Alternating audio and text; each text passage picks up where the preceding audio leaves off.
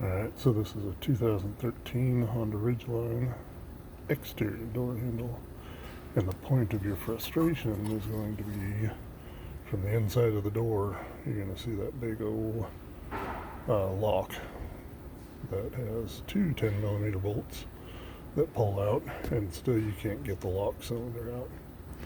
And I'm going to show you the little trick. Having it apart is a whole lot easier. What you're going to have to do, you need a pick tool, and you're going to come up right into here, and there's a spring. There's a clip right there that you have to, oops, there. Yeah, it's hard to do out of the rig. Basically, you've got to get this clip tool under,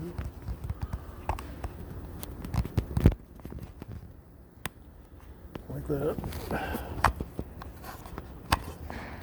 and pull down. Like that. And then go ahead and wiggle it all the way out. Then